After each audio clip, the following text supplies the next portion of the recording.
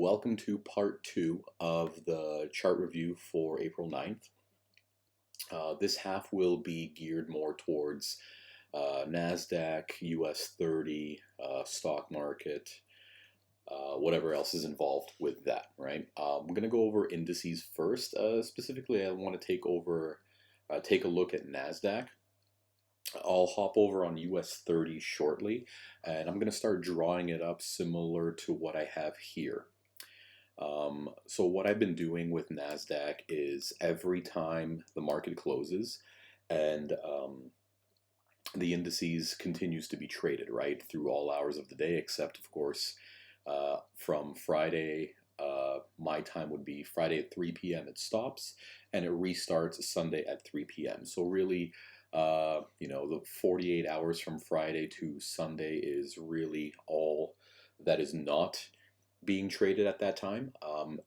At every other day, every other hour, NASDAQ is open for business, right? A little bit different with the stock market.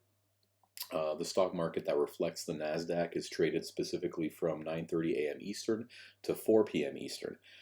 We have before and after market prices as well, but what people need to be cognizant of is those prices are set by the specific brokers.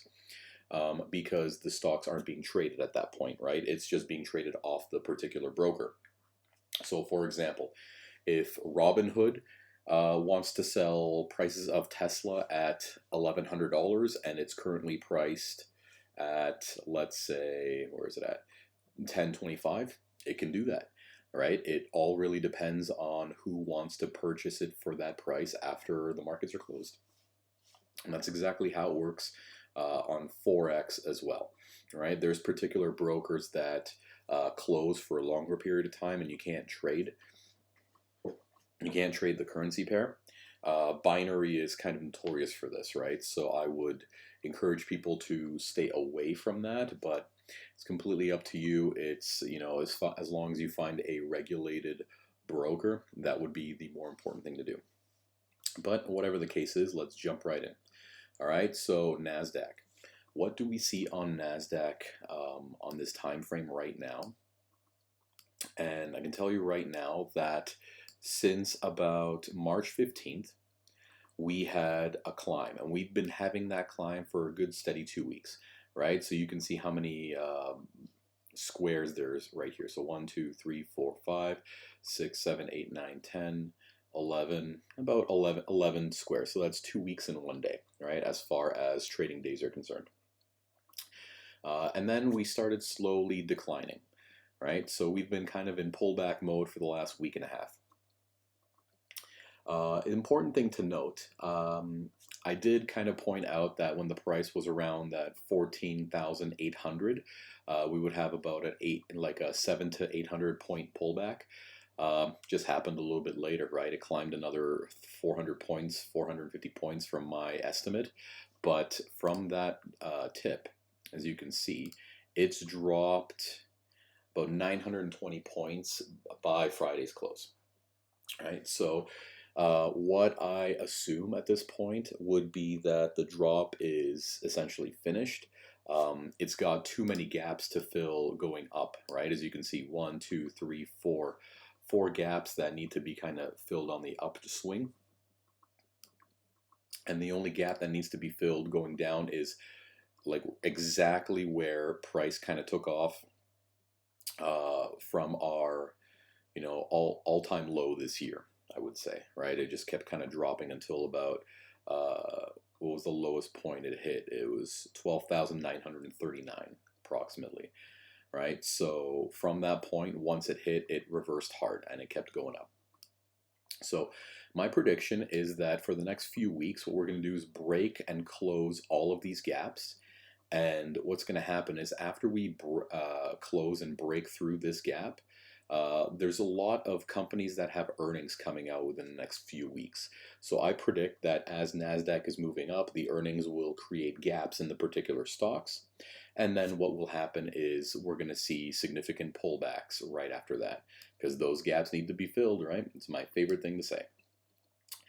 So yeah, I would kind of think that either Monday we're going to take off or kind of stagnate sideways.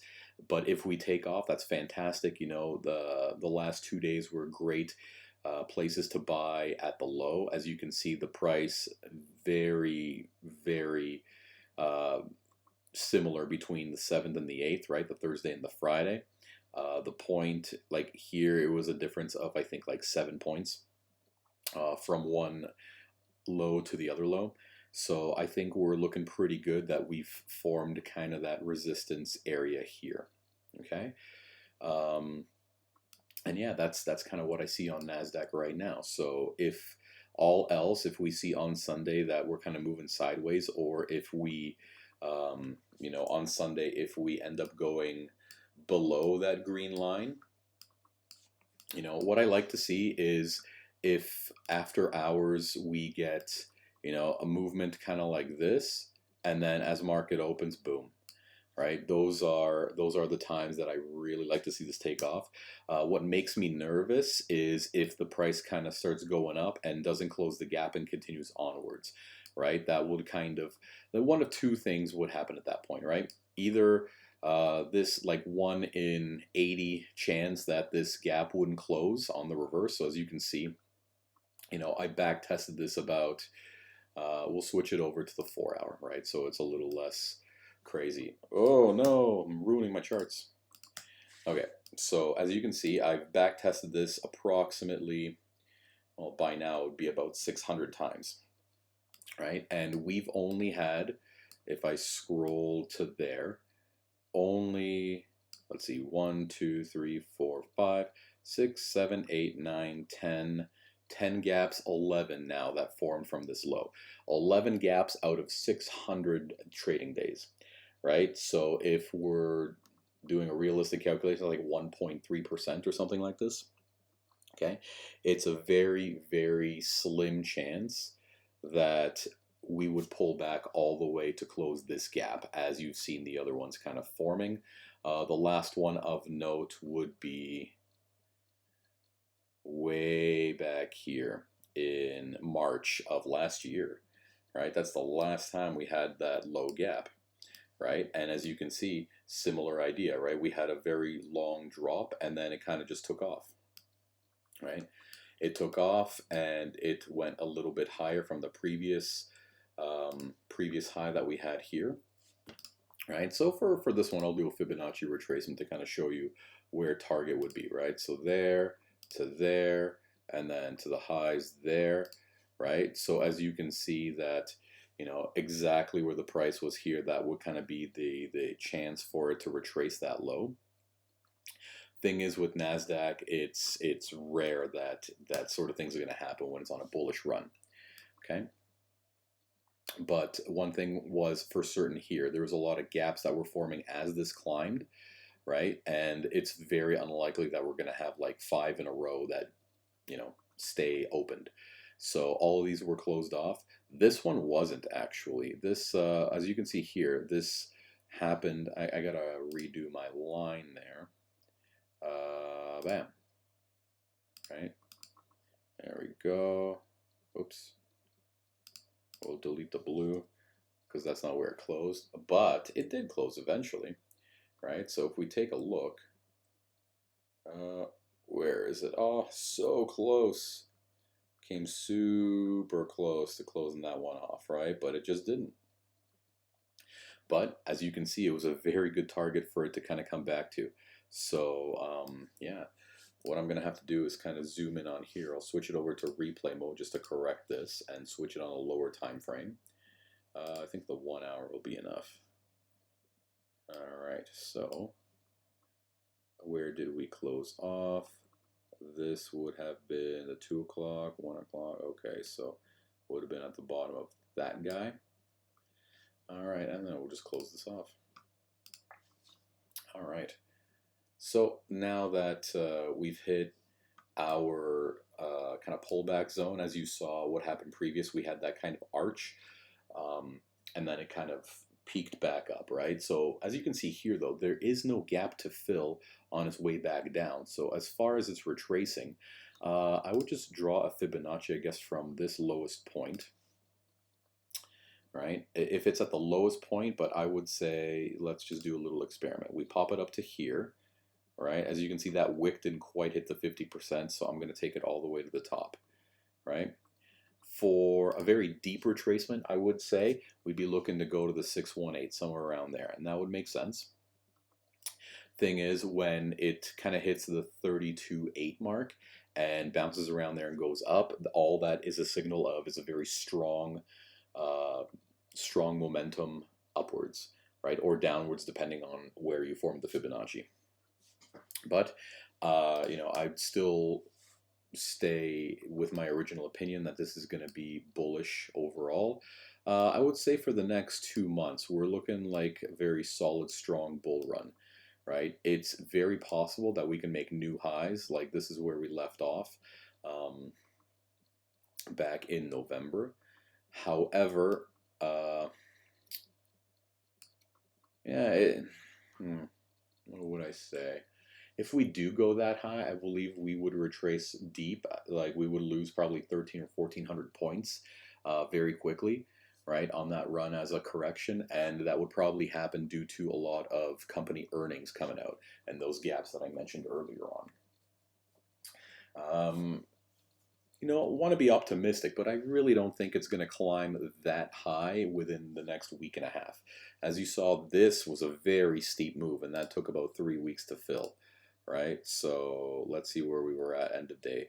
March 15th to March 30th, so that was exactly 2 weeks, right, to hit its peak. And now we've, from, let's say, March 30th when we opened, so let's go March 31st until April 10th, so for about a week and a half, we've been dropping off, right? So we're going to be seeing a nice momentum swing upwards.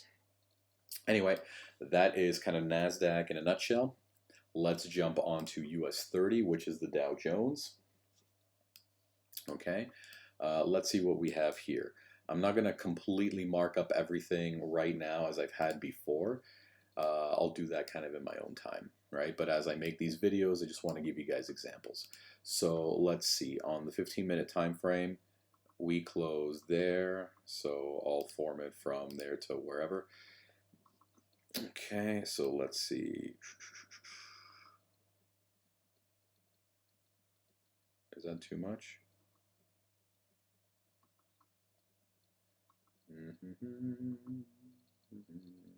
There. Okay, so whatever is going on, that'll be where we see that happening. And then the next one we had right there, right after this candle, was the open. And prior to that, the close was at the end of that candle. So here was the gap on that day.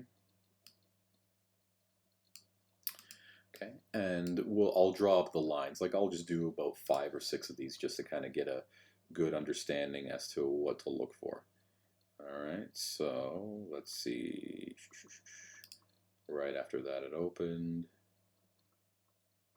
and the close was there.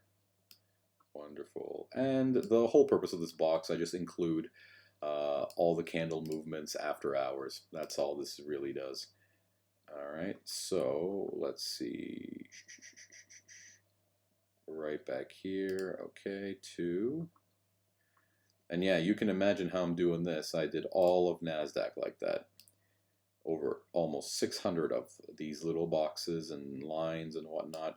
It was definitely not fun. I got a wrist cramp from doing it that long, but you know what? It was definitely worth it. It gave me a very solid understanding as to what to look for moving forward with all that. Okay, so 15, and then, yeah, this is the last one we'll do, to 13:45. Good. Now, just remember I'm on mountain time, and that's what I set my trading view to. That's why the time is from 7:30 to 2, right? But anyway, let's take a look at the close from here. Gap was closed, wonderful. And then, as you see, it closed off and shot right down. Okay, so here, let's see what happened. This is the end. We didn't have a gap close, but it did close off 2 days later, right? So when that happens, I just switch my color to orange. Okay, and now this guy closed right here on the day, and gap closed later on the next day. Great. Here we had closed there and there. So that finished off in the day.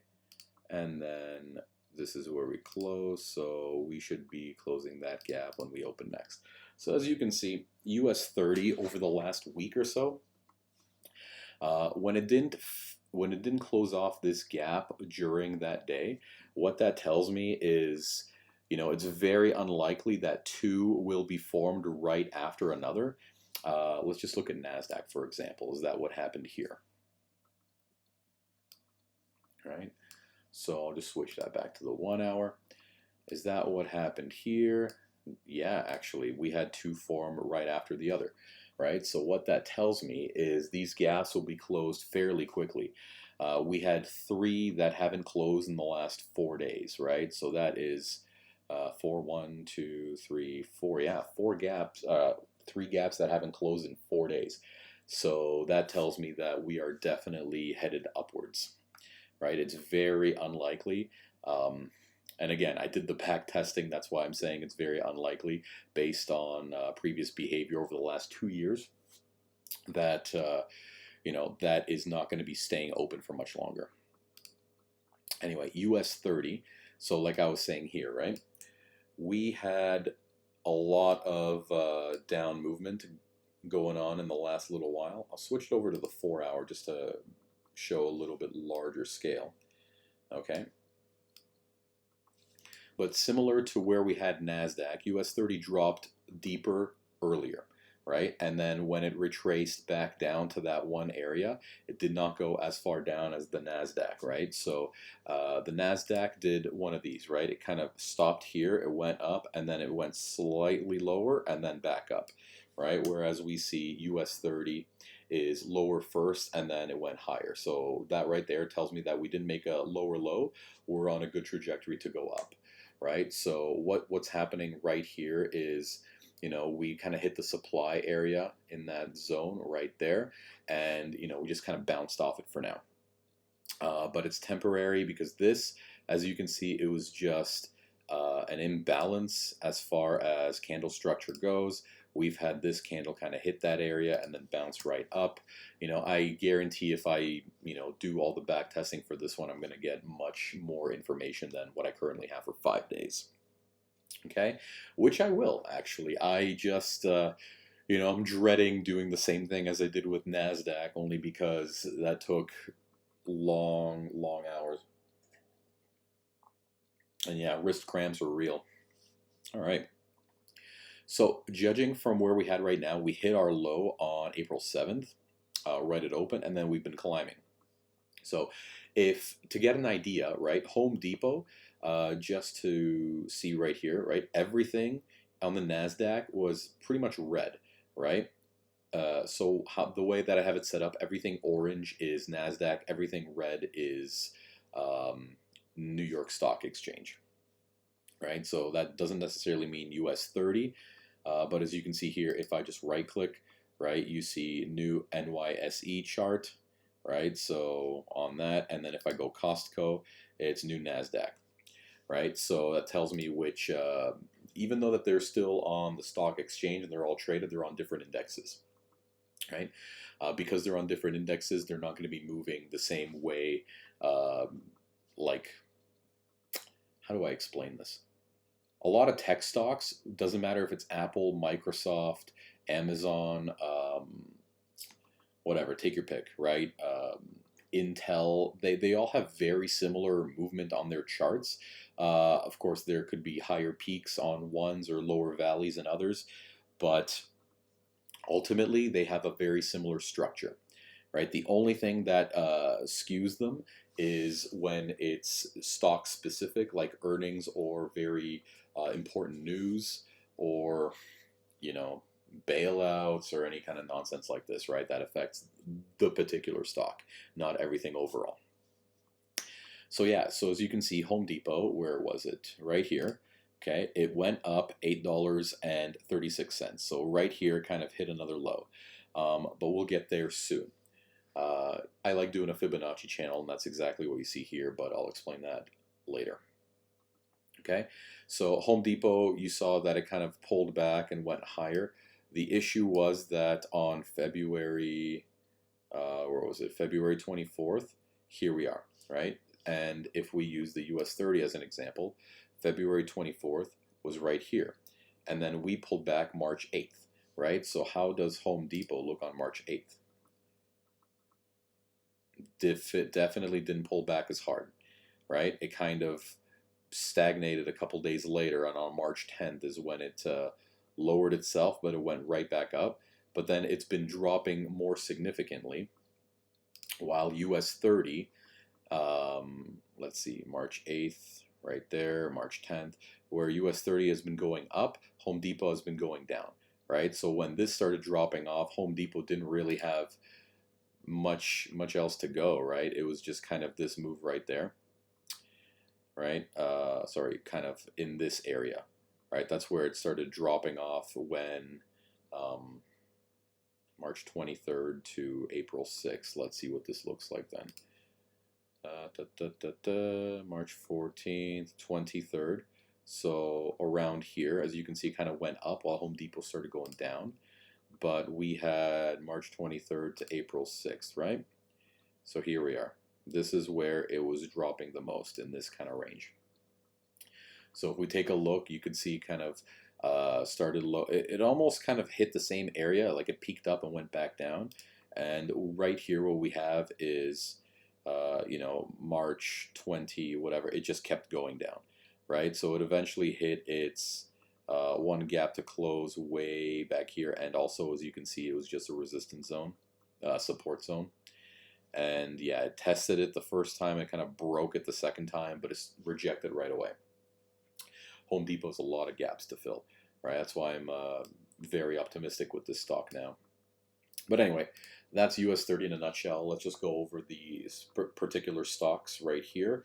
So little story on this one. The reason why I have these stocks picked is because with my broker, I can trade them as leveraged accounts rather than actually buying the stock and selling the stock, right? It's almost like buying options, but at the same time not buying an option. I'm just putting a leverage trade in.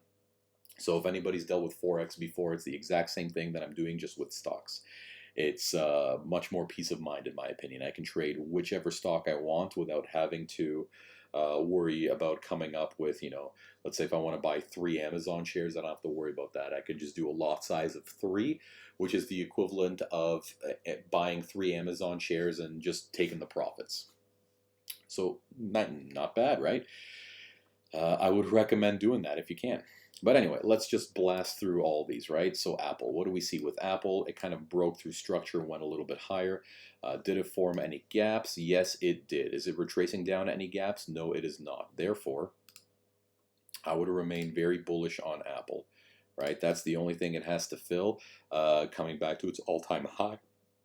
And yeah, there's really no reason why this one needs to drop down. But as you can see, right, like we've been doing a very similar channel, right? So we'll just draw it there and then to, well, I'll just pull it back there, right? But as you can see, it's been kind of moving down slowly overall.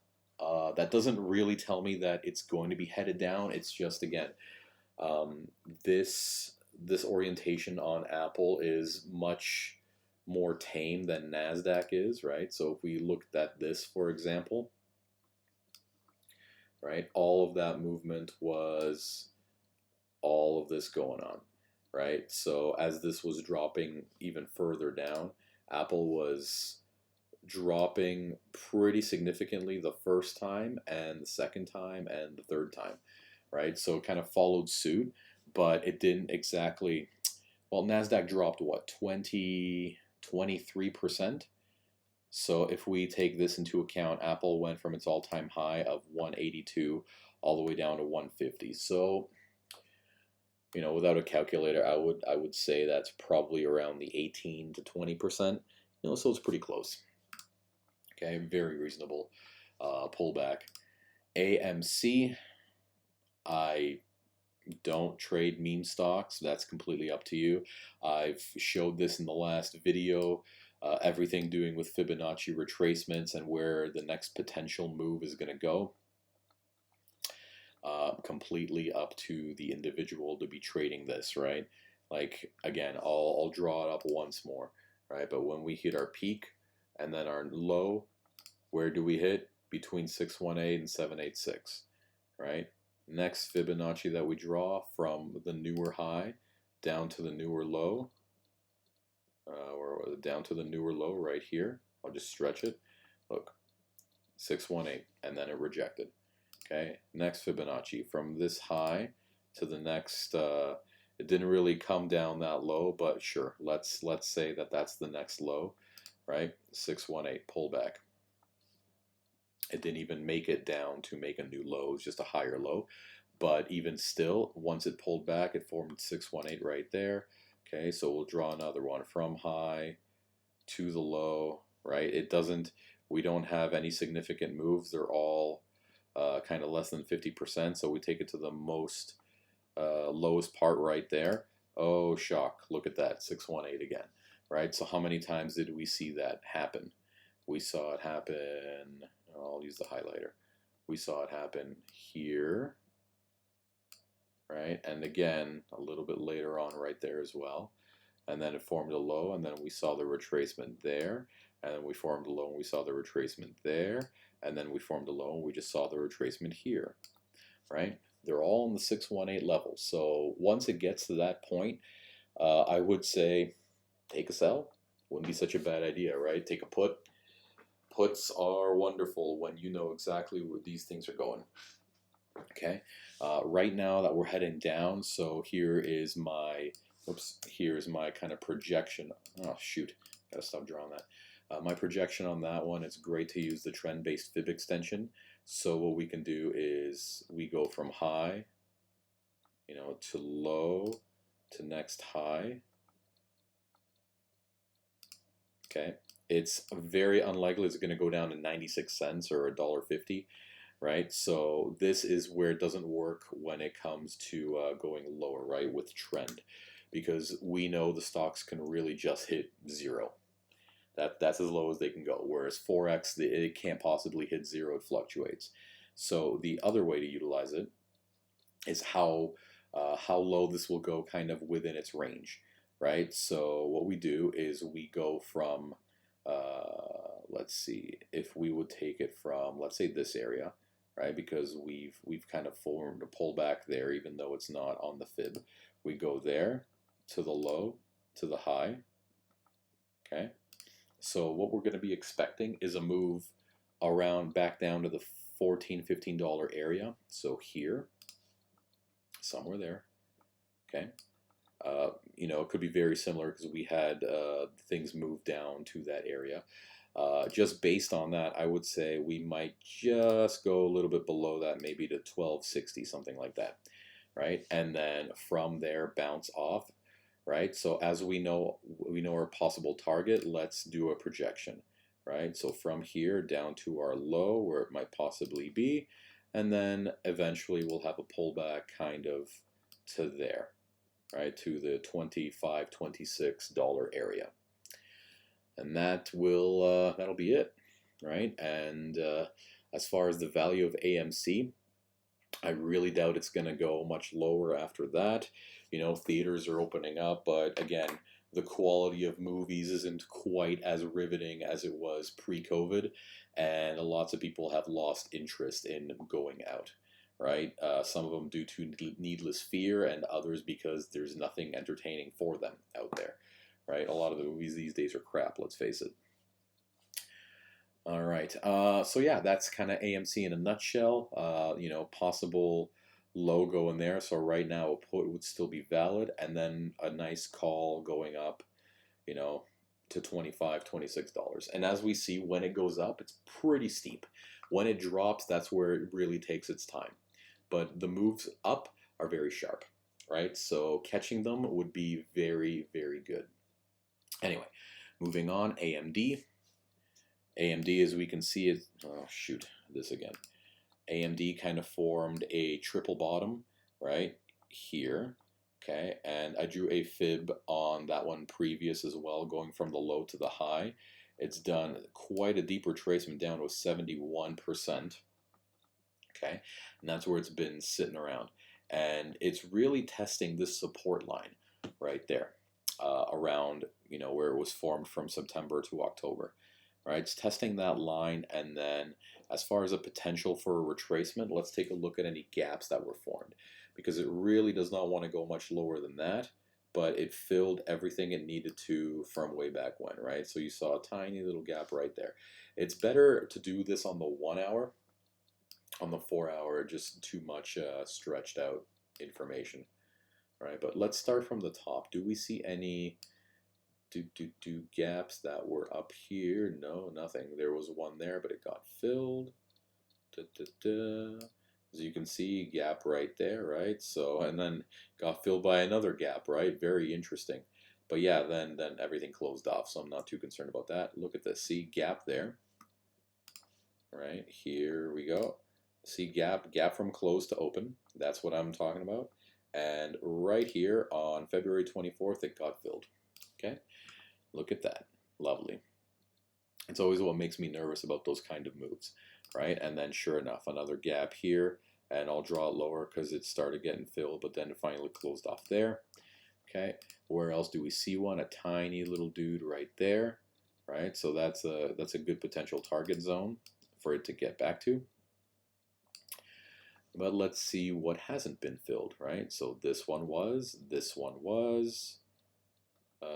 yep, this one was not, right? So here we go. Here is a potential short-term target. So currently it's at $101, and you know, in order to close that gap, it needs to get up to about 118.63. So not too shabby, right? So short-term target would be right there. Easy way to grab a call, especially because we know NASDAQ where it finished off, right? So as you see, kind of bottomed out twice. And to take a look at AMD, you know, it bottomed out March 14th and April 8th. Let's take a look at NAS one more time. Where were its bottoms? So April 8th was right here, and March 18th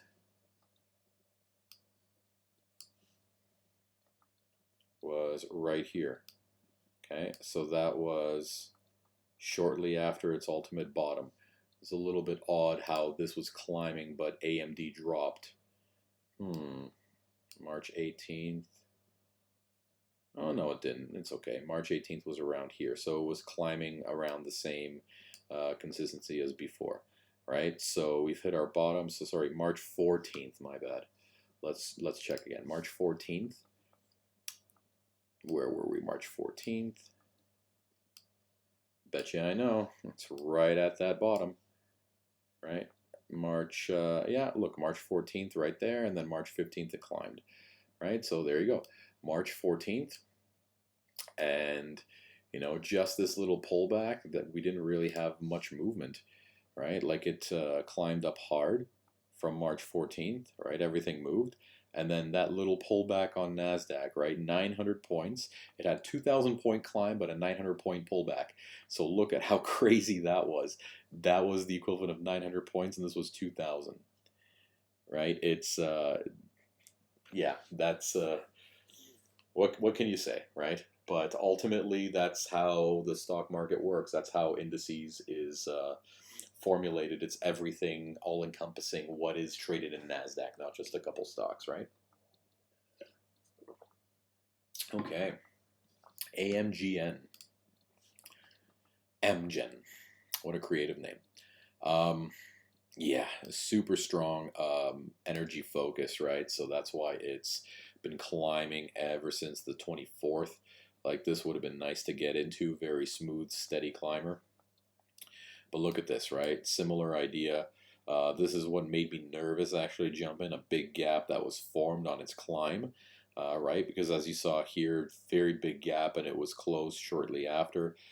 Gap there was closed here. Gap there was closed here. Gap here was closed around this area. So I mean, they're all pretty much taken care of. Look, little gap right here, closed and moved back up. There's a tiny little dude right there. Besides this big guy, there's really nothing left open. So yeah, I mean, AMGN, we'd have to see for that particular stock what's happening, because this is moving very strongly upwards, right? Since, what was it? It hit its lows in November, which is very interesting because that's when NASDAQ hit its highs. So it's like this is playing backwards, right? It was dropping as everything else was climbing. So, I mean, it's kind of a good sign. As things drop, other things climb, good place to take. But yeah, as you see, July 16th, let's look at NASDAQ, what it was on July 16th. All right, let's do this. Wow, holy cow. All right, July 16th. See, we're right there on July 16th, and we kept going up, right? And that was near a bottom that had already formed. So let's see, not near, I guess a month away. But July, where were we? 16th, right here, okay, where we kind of hit a retracement level. AMGN on July 16th, I'll switch it back to the 1 hour.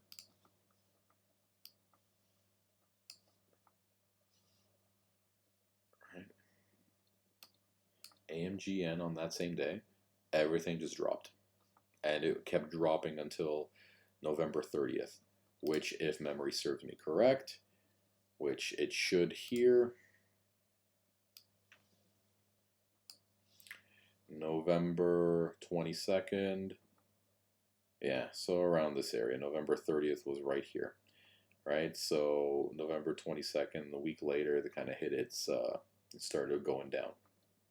So yeah, that's it's kind of been the name of the game. So AMGN seems to be moving kind of a little bit opposite of NASDAQ, right? Just good to know for future reference, right? Now we've hit a new high, so this fib is pointless. All right, moving down, Amazon. What to expect here? That's pointless now too. So Amazon may be a little bit nervous also because it made a gap right there and never closed it off. Okay. And this is a good practice for anybody that wants to drop charts. Just pick like a dozen stocks and just back test for like 2 years, right? See how many gaps were open, how many were closed, and what the ratio is, and how long it takes for them to close on average, because that'll give you very, very good information as to when something, let's say when something kind of opens 2 or 3% higher or below its price the day before, you'd be like, wow, that's here's a gap that's formed. It's got to close the gap. Now we just got to identify where the low is going to be, right? Best way to identify that is a previous gap that needs to be filled, right? Or support and resistance lines. That really gives all the information that you need as far as market structure. But yeah, as far as Amazon goes, there's really no gaps to fill up in the high spot. But you see this? Look at this guy. It went from 3,579 down to 3,357. So it dropped about $120 in 1 day, right? However, eventually that gap was filled, right? The majority of it was grabbed there, and then it finally closed off there. So from July to November. Sometimes it takes a really long time for these things to finally close off, right? I find that's the case when they're very big, right? When these gaps are gigantic, it takes much longer for them to close. But as you can see, if they're kind of small like this, and I mean, this was affected by earnings, that's kind of a given. But see, look, here's another thing, like I said about earnings, right? Look, not fantastic by any means, okay? So it dropped and it opened low. But look, 4 days later, 5 days later, it closed the gap and went higher to close another gap. I'm just saying, right? Like I wouldn't put too much at stake with those earnings reports because they're just a snapshot in time. Like, do you think people are going to be selling off stocks like Amazon or Apple based on one earning report? No, that's significant manipulation, and that's to scare people. It's like, oh my God, it dropped $60. Well, I better get rid of Amazon. Fine, get rid of it. Someone's going to snag it up and make more money off it. Now, this is where it started getting dicey, you see? Look at big ass gap right there, followed by the next day a giant gap. But oh look, earnings came in. What a shock. Doesn't matter, right? Even though earnings came in and the gap was formed of a little over $200, closed within 2 days. Not 2 days, but 22nd to the 24th closed, right? Not only closed, but look where it opened. It opened way down here, so that already created a gap, but it closed it right off immediately, right? So all that, and look how low it went, right? Just to give you an idea, right? That is the tip, right? Just the tip. Yeah, right? Exactly where it opened on that day. Look, so here's an example, right? Within 1 day, $278, right? And that was fantastic. That was a great place to grab it. But you see here, this is what I was saying. Another gap was formed, and it didn't quite close. It came close, right? So because it came down to that point, I'd be like, you know what? As far as this comes to close, even though it's about $20, for Amazon, it's kind of insignificant, right? I'm still thinking that it will get back down to that level eventually. Maybe not. Maybe not.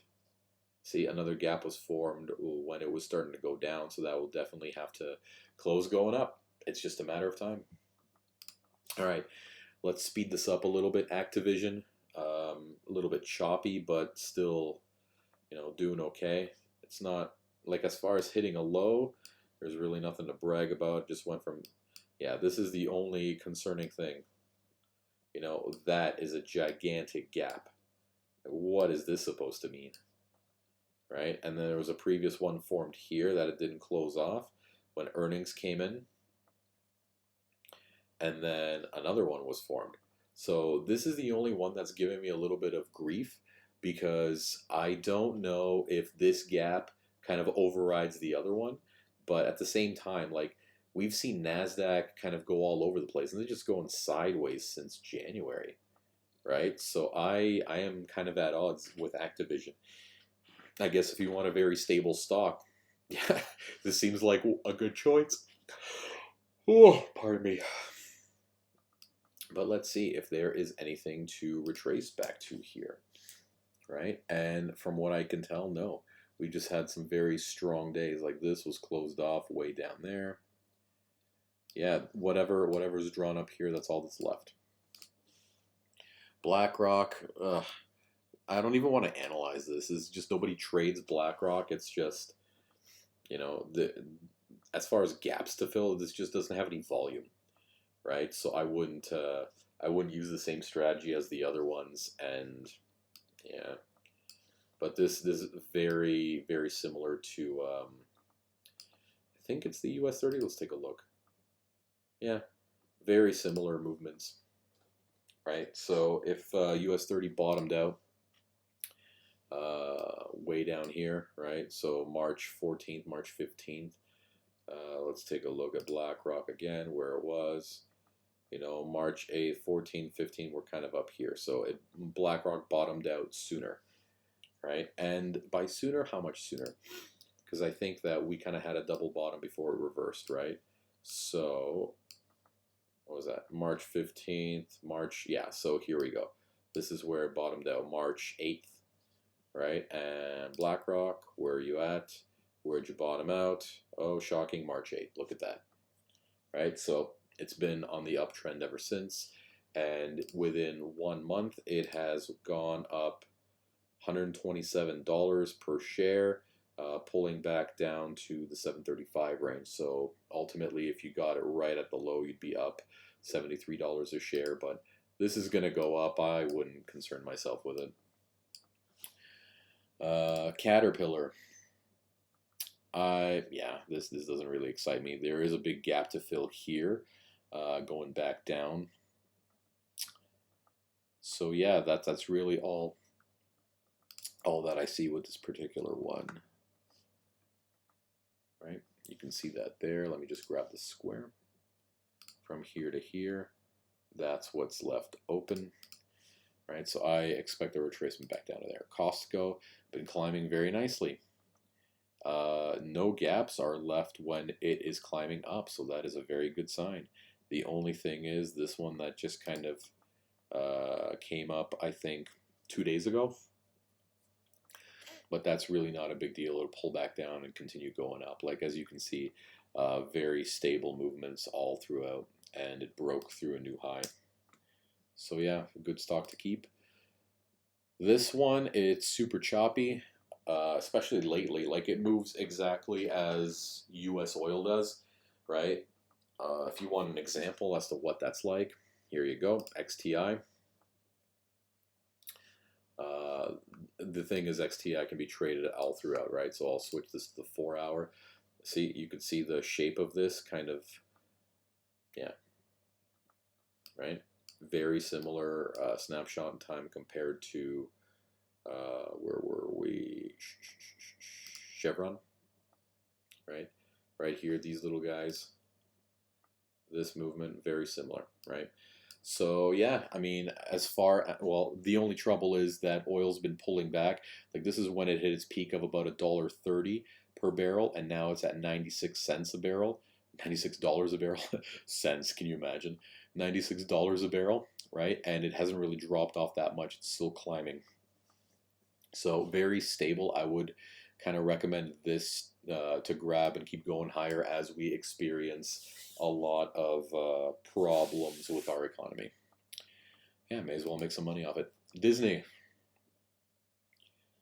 Go woke, go broke. I'm not going to say much else. I was in favor of this going up, but since it's been in the news in the last couple of weeks, I would avoid it until things really get settled with that company, because there's a lot, like, you guys need to understand, Disney is a family company, and it always was, right? It's geared for kids, right? So now when you piss off those kids' parents, I mean, that's your entire livelihood, right? Just because, 1% or 0.5% of the population have a very loud opinion.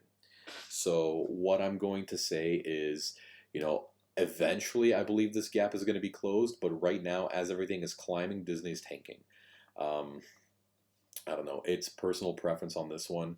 I do have shares in it right now, and I'm not too keen on, cutting it at a loss. So I'll wait until they recover a little bit, but not by much. I think it's only like $7 a share that I'm down. Really not a big deal. I did expect it to kind of hit the 170 range, but once it does, I'm out, and I'm never buying Disney again. They need to sort out their stuff. DocuSign. Holy cow, does this thing need to recover hard. It was up around the $300 mark. Look at this. We're talking about gaps. What is this? What the hell happened? We want to talk about gaps to fill? Look at this monstrosity. Holy Nikes. Trying to keep it PG, folks. Yeah, so DocuSign, I would say, always has positive earnings, but I mean, this isn't really that exciting, 0.2%. But look, this was positive earnings, and then it tanked, right? So I would say that it just course corrected as far as that was concerned. But now that EMA's kind of caught up and they're consolidating right now, this would be a very smart time to jump in on DocuSign. Yeah, because there's no, like I said last week, there's no way that this is just gonna tank and stay there, right? They kind of developed some a niche in the market where people need this type of product now, and it's so much more efficient being able to sign documents from anywhere rather than having to show up at a particular office and get it done, right? Doing everything remotely is beneficial for both parties these days. So I would say very bullish on this stock too. especially now. Like, this is a great time to jump in on this guy. Dow Inc. I'm not too excited about this one. I never really trade it. EA,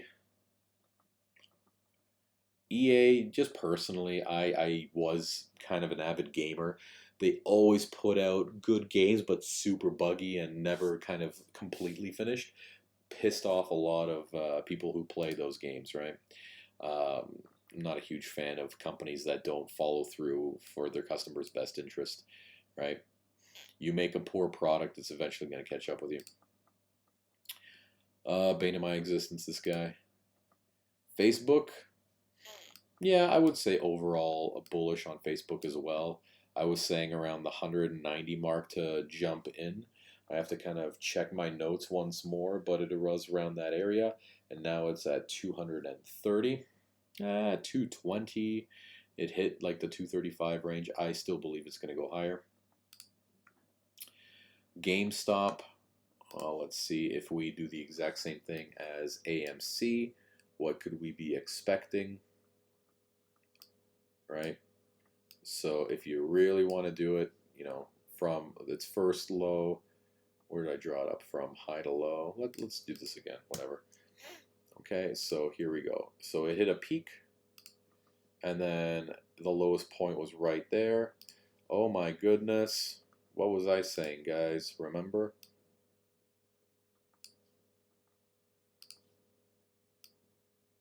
Here and here. Fantastic. Right? Double top didn't really come close to hitting any highs like it did before. Right? So fair enough. And that's the thing, right? It didn't make a new low, so there wasn't really a point in having a deeper retracement. But now that we've seen it kind of pop back to the 618 twice, and it didn't drop, didn't really drop below that 133 mark, right? Like it did a couple of times, except, you know, more recently when NASDAQ started to tank. So again, retracement, pulling it down. Where do we see the move happening? It's close. It's in the golden zone between the 50 and the 618, right, before going lower. And again, double top, right? Very interesting how this likes to do its double tops, but this one happens sooner.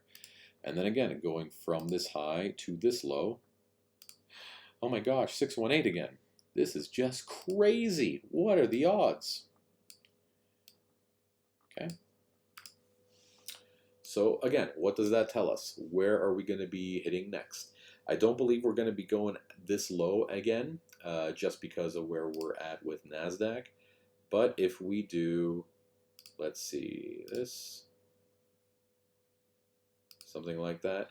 Yeah, so very likely that we might come back a little bit lower, but not by much. Let's see if there's any gaps to fill. Very small one right there, but that's on the 4 hour. Let's switch that to the 1. Okay, any gaps? Super small. Like that's not even worth calling much of a gap. No, there's nothing really to fill. Nothing. Let's go back all the way here. Nothing.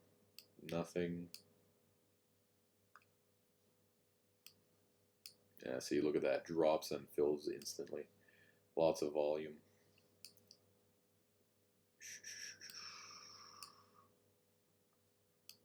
Anything up here? Oh, here we go. That's a good one. What do we have? Good potential target. That's a $9 gap. Let's just draw a ray and see where that kind of brings us. Oops. Okay. So yeah, very possible for it to come up to there.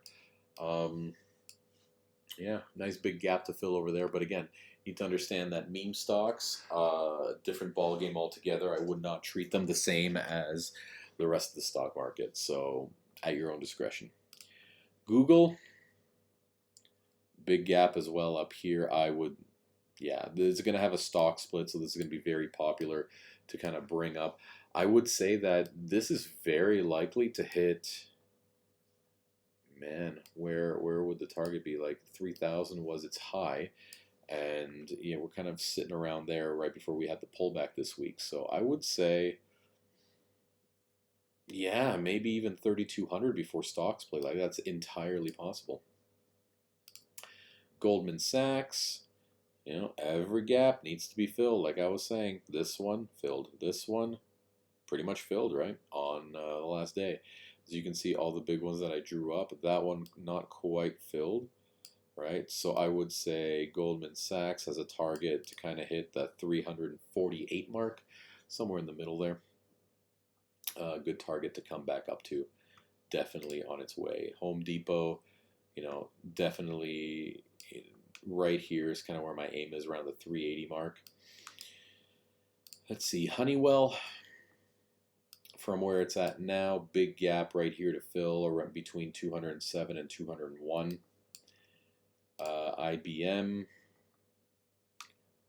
IBM has a few. Here's one of note right there. And that's it, actually. It had a couple that have filled on the lower end, but that's already taken care of, right? You can see this guy right here was filled with its ultimate low on the 24th. So yeah, that's kind of, I guess, the target. It's not a huge target. It's like $7, $8 away. Intel, gap was filled. That's done. Wonderful. That can be deleted. Here's another low-ish range to hit. Now, again, we're not talking big stock here. Intel, even though it is rather big, I mean, for it to drop another $1.50, it's entirely possible. Like, that's not a huge target for anything to fill. Right? Intuit, like I was saying before, I don't think it's worth what it's being traded at. But that's just me. I just don't see the value in this stock myself. I don't like using any of their products. I don't find them user-friendly. I found that they also got hacked. Don't quote me on that, but I believe their software started being encrypted only a couple of years ago. Not great. Johnson & Johnson, whatever. It hit its lows. It's going back up. It had a gap here. I don't think it's coming back to it. If it does, it's quite a significant drop. It's going to be like 20%. Merck. Yeah, look at this climb. Holy cow. Right? Nice way that has been filling up over the last several weeks. Right? So, now that it's only this much of a gap left. See, like I said, gaps get filled. Right? That was a big one too, and this bugger just keeps climbing. Microsoft. Just one right there that recently just got made. Here. At that price. Yeah, I mean, if I'm right about that pullback and it being kind of the final days of it, it's a great time to jump in on several trades, right? Like you saw which ones I've highlighted and what has the potential to move. Netflix, I like the fact that there is a big bugger right here to fill. Holy, right? And yeah, back up to $500, and we're sitting at 355. This is gonna be juicy, right? And yeah, it's hit its pullback. Like if we do even a Fibonacci on this guy from low to high, right? 618, beautiful. Bounced right off that. Can't get any sweeter than this, right? Great trajectory for Netflix to get back and get moving, right? For it to be up at $700 and to drop to 329, 330, like that's a massive discount, folks. I would even at 355 snag it up. This is definitely going to be running to the upside. And again, just my educated guesses, everybody. I'm not giving you any financial advice, so feel free to do whatever you want. These are just Greg's best guesses. NEO. I am not a huge fan of this stock. I don't like anything primarily Chinese made that wants to screw over American and Canadian companies or steal their ideas. But yeah, we know that NEO is going to be a big contender for the electric vehicle market. Here's a fun thought, just to pick people's brains. We we know how much control is going to be coming as far as the apps that are used, the phones that we have, how they can be tapped in. Now imagine if, in your social credit score or whatever else is going to come out to play. For example, if you donate to a trucker convoy in Canada, your accounts were frozen, right? If they found out who you were. So that's not great. Now, your name is attached to your banking information. Now, imagine if your name is attached to your car and they can remotely turn off your car and you can't do anything to turn it back on because it's all electric. What would happen? You would not be able to use your car. You wouldn't be able to, appeal. Like imagine right now when a post gets flagged on Facebook. In order to appeal it, it takes up to 48 hours for anybody to even remotely contact you with any sort of reasonable response. Imagine your car being frozen. You can't drive to work because you donated for a cause that you believed in, but it wasn't in the appealing eyes of those in charge. Right? It's a dangerous precedent that's going to be set. So I would caution on that one. I throw out a conspiracy theory here and there. This is mine for the week, so I hope you liked it. Right? Yeah, just remember, like, there's always a chance that any of these things will happen. I always think, what is the worst possible scenario and how could it be used? And someone out there always thinks that, these scenarios are fantastic because they can keep people in line. You'd be surprised how often that's the case. Nike, yeah, I mean, I would say I'm pretty bullish on Nike as well. Like I had a target to fill up for the 155s. It's currently sitting at 128. Had that retracement, even a gap is formed a few days ago. Yeah, I believe Nike's going up. Not a huge fan of them either, but can't deny it. Nvidia. This was painful. This drop was very strong, but again, Nvidia climbed really quickly, right, where it started to gain. So even that slight pullback made it drop harder than the rest of the stocks. But that's fine. We know Nvidia recovers and it'll just keep climbing upwards. Just need to wait for that EMA switch, right? Everything's starting to point downwards. We want that bounce. But as you see a tiny little gap right here was formed, and this just closed it off, right? So maybe if we open around 230, like right at the bottom of the 230 mark, I have a feeling we're going to be seeing 258 to 260 real soon. And then from then on, just green. Like this has some definite potential to go much higher, like way over 300s, up to the 400 territory. Good stock. Pinterest, big gaps to fill, and it's happening. But again, small stock, low end trades. You have to buy a lot of shares to make this worthwhile. PayPal, again, it's huge gaps to fill as well. So lots of potential. Look at this guy.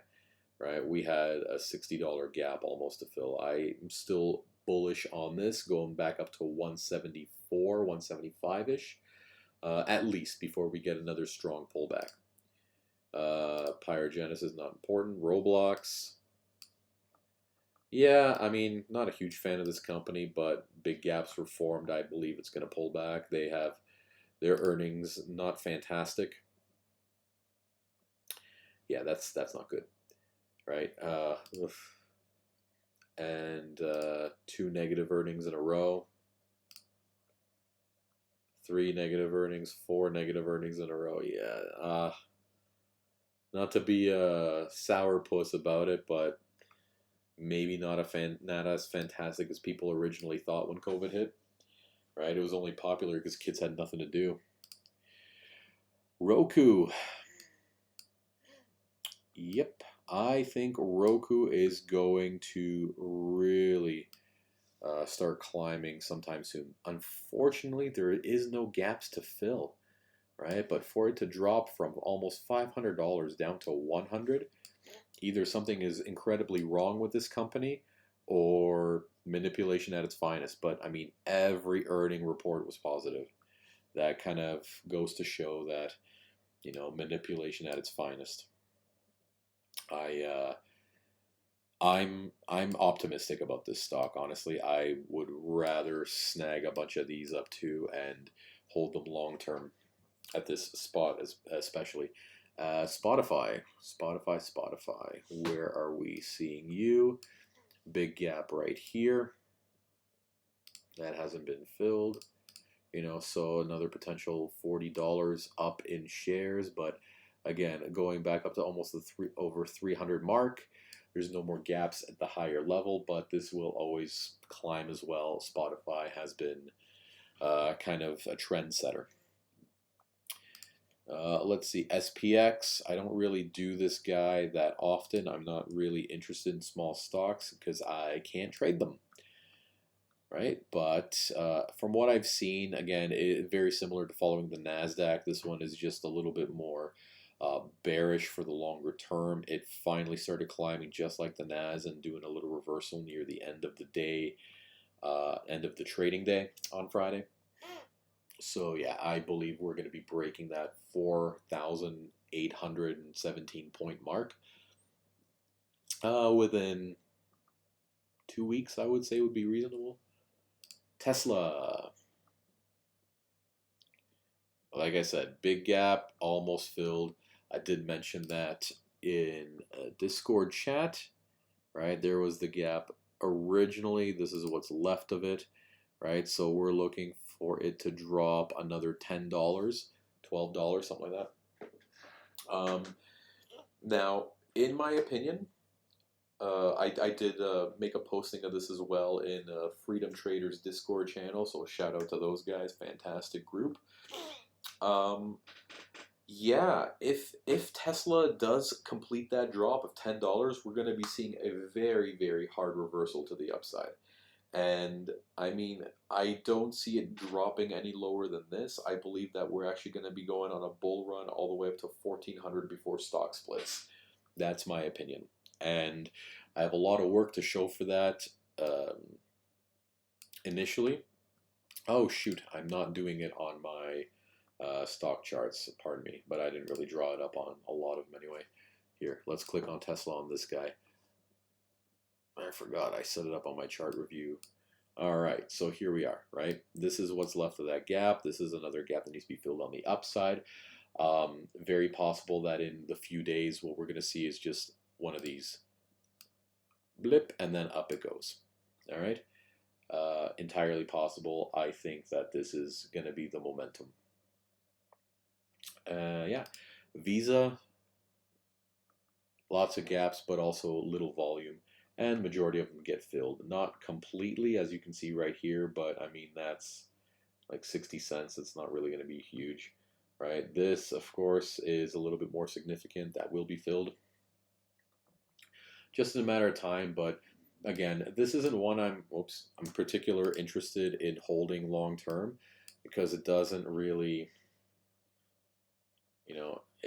it's all over the place, right? It's not one that you'd want to hold long term. It's one that is good for swinging.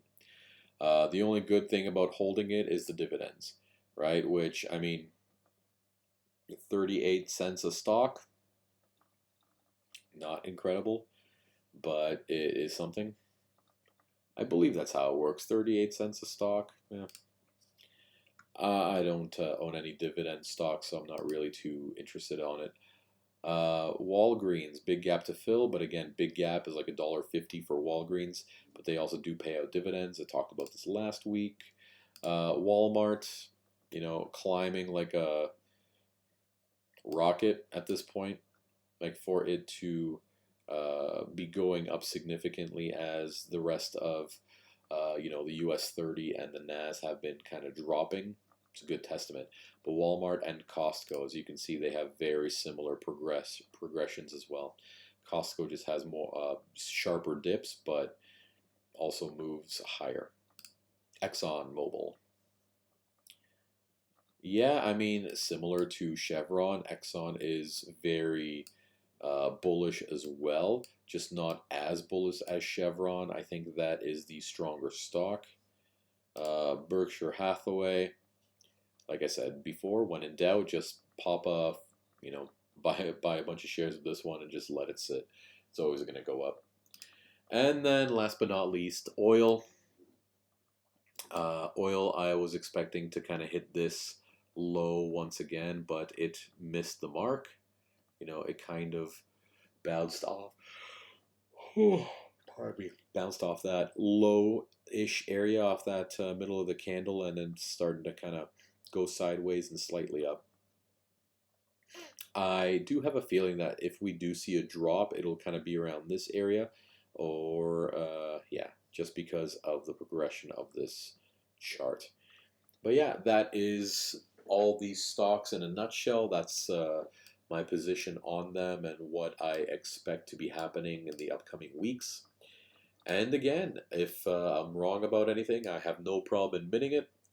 That's how we learn. We learn to reanalyze our mistakes to make sure that we catch it the next time, so that we're going to be a little bit stronger and more efficient when it comes to identifying our trades. So if you enjoyed this, please like the video, subscribe to the channel for any notifications that will pop up and the next new videos that appear. If you're having any difficulty with setting up your trading view, I have lots of tutorials on how to trading view in my channel as well.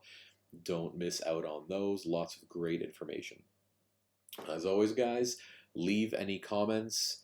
If you want me to address anything specific, pop it in there. I'll definitely have a look. And until then, see you next week.